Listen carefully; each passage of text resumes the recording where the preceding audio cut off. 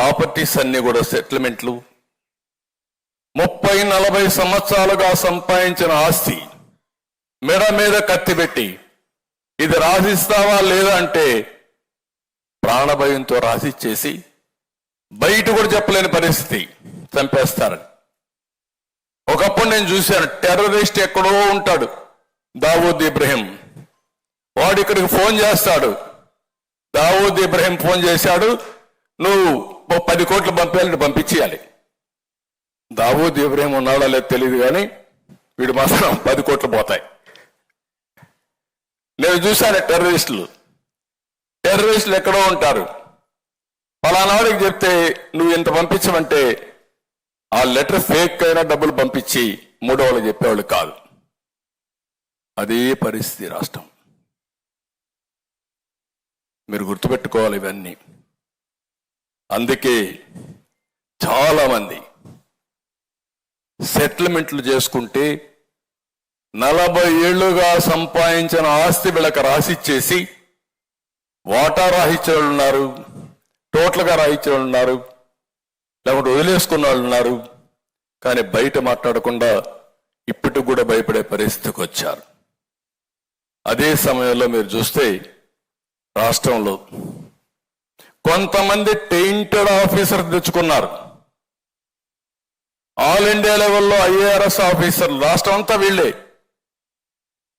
Railway వాడు ఒకడు, IARS ఒకడు, లేకపోతే ఫారిన్ సర్వీస్ ఒకడు, ఇలాంటి వాళ్ళు తీసుకొచ్చి అన్ని క్రూషియల్ పోస్టింగ్స్ వాళ్ళకి, including TTD board chairman, TTD board EO, mining, లేకపోతే లిక్కర్, లేకపోతే టీటీడీ, లేకపోతే వీళ్ళు ఎక్కడన్నా మనల్ని అరెస్ట్ చేయాలంటే వాళ్ళ పెట్టి అరెస్ట్ చేయించడం.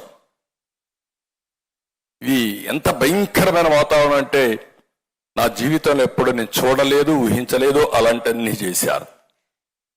దీంతో మీరు ఇంకొక పక్కన చూస్తే బ్యూరోక్రసీ మొత్తం భయపెట్టేశారు. IAS IPS మొత్తం సరెండర్ అయిపోయే పరిస్థితికి వచ్చారు. ఏమీ చెప్పితే అది చేయాలి, చేయకపోతే నెక్స్ట్ మూమెంట్ ఏమవుతారు వీళ్ళకి తెలియదు. కొంతమందికి ట్రాన్స్ఫర్లు వస్తున్నాయి, కొంతమంది వేరే కేసులు పెట్టి అరెస్ట్ చేస్తున్నారు.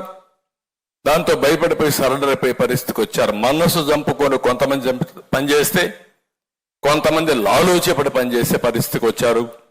కడాన సిస్టమ్ మొత్తం ఎగ్జిక్యూటివ్ నాశనం అయిపోయింది. 5 ఏళ్లలో అసెంబ్లీ పెట్టుకోలేకపోయాం, అసెంబ్లీలో మనం కూర్చోలేకపోయాం, 1 గంట మనం మాట్లాడలేకపోయాం.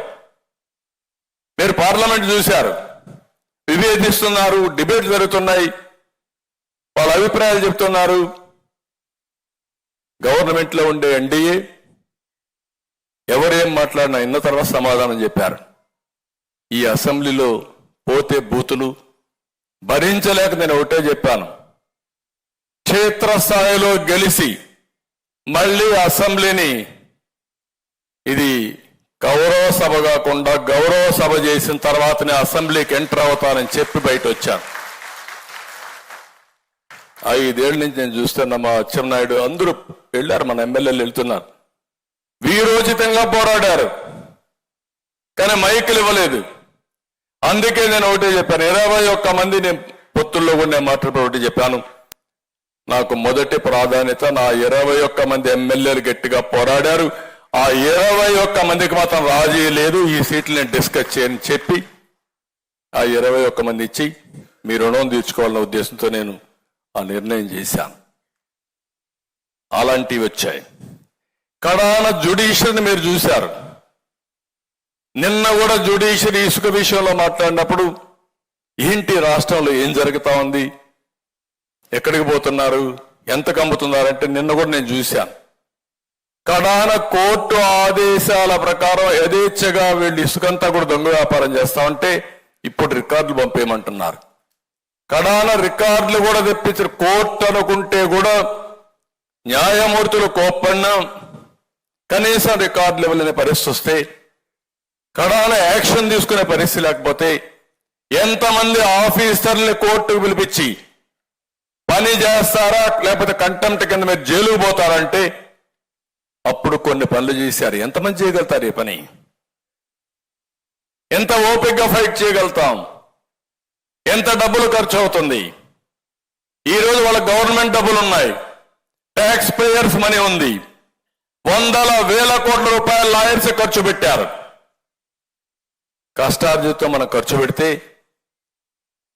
రకరకాలుగా ఇబ్బందులు పెట్టి ఓసారి లోపలికి వేస్తున్నారు, బెదిరిస్తున్నారు, చాలా జరిగే పరిస్థితి.